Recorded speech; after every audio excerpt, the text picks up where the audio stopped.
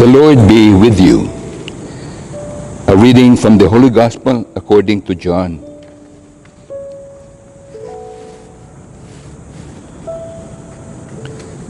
Jesus came and stood in the midst of them and said, "Peace be with you." And when he had said this, he showed them his hands and his side. "Peace be with you. Even as the Father sent me, so I send you." When he had said this, he breathed on them and said to them, "Receive the Holy Spirit. Whose sins you shall forgive, they are forgiven them. Whose sins you shall retain, they are retained." The Gospel of the Lord. My dear brothers and sisters in the risen Lord, Jesus greeted his disciples with the word peace, shalom. And he said this twice.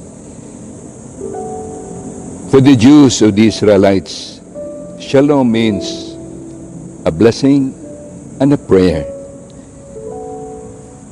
It means, may God give you the good that you need in this life. And surprisingly, after saying the word peace be with you, the Lord continued saying, receive the Holy Spirit. And those familiar words which we hear, whose sins you shall forgive, they are forgiven them. And whose sins you shall retain, they are retained. Is there really a connection between peace and forgiveness?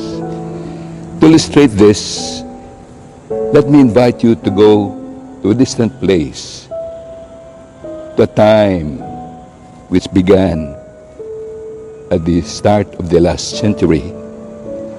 In the year 1902, in a rough district of New York, was born to Jewish parents a boy whom they called Arthur Simon Flegenheimer. When he was 8 years old, he repudiated his baptismal or Jewish name and called himself Dutch Schultz, which fitted to his being the leader of a gang of thieves in the neighborhood. At 12, Dutch Schultz already killed his first man.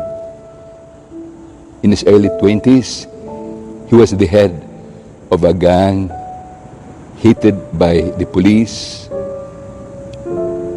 ostracized by the politicians, and hunted down by rival gangs because it was the notorious Murder Incorporated.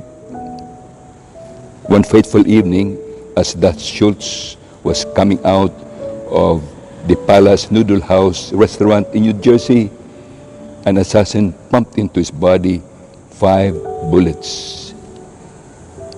As he was dying, to the surprise of many, Dutch Schultz asked for a priest, and they inquired, "Are you not a Jew?" And he informed them that some months earlier, he had requested a priest to instruct him concerning the Catholic faith, and he had himself baptized. So the priest came, heard his confession, gave him the absolution, and administered the last rites. The next day, newspapers bannered in their front pages the picture of a smiling, peaceful, and angel-looking Dutch Schultz with a halo above his head and a pair of wings at his back. And at the bottom of the picture, the caption read, "Dutch Schultz, the gangster who stole heaven." We ask ourselves, can the sacrament of penance or confession or reconciliation really give peace? The life of Dutch Schultz is an example, and the basis of this is the promise of our Lord Jesus Christ, who himself said, to his disciples and to their successors, receive the Holy Spirit, whose sins you shall forgive, they are forgiven them. Some others might ask, is it not only God who can forgive? Can a man really forgive sins? If we look at the Gospel, and even earlier in the Old Testament, David forgave his father-in-law, King Saul, who wanted to assassinate him. And in the Lord's Prayer, Jesus told his disciples to say, Our Father, forgive us our sins, as we forgive those who sin against us. And so there is this power to forgive sins coming from God, given to men. Others would insist, can a sinful priest who is a man really forgive sins? The answer to this lies in our being sinners. As John says in his letter, he who says he is without sin is a liar. And Saint Francis of Assisi says, before the holiness of God, before his holy court, we are all unworthy sinners.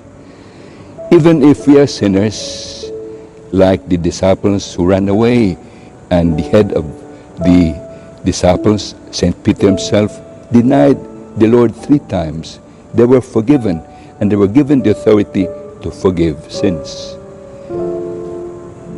Like a dirty broom in the hands of a cleaner. Priests, even if they are not worthy, by the grace of God, can forgive sins. Still others would say, how can grave and a multitude of sins be forgiven in just 5 to 10 minutes of simple confession?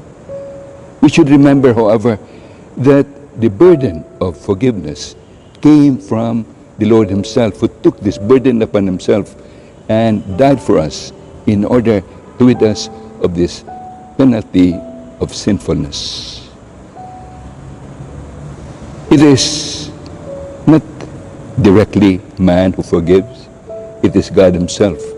And this is what we celebrate on the Feast of Pentecost, when we remember the words of the absolution, when the priest says, raising his hands, through the death, passion, and resurrection of our Lord Jesus Christ, God has reconciled the world to himself. He sent forth the Holy Spirit for the forgiveness of sins. Through the ministry of the church, God grant you pardon and peace, and absolve you from your sins, in the name of the Father, and of the Son, of the Holy Spirit. We thank the Lord for this wonderful sacrament of reconciliation, a source of peace and joy. God bless you, and may you all have a blessed Pentecost.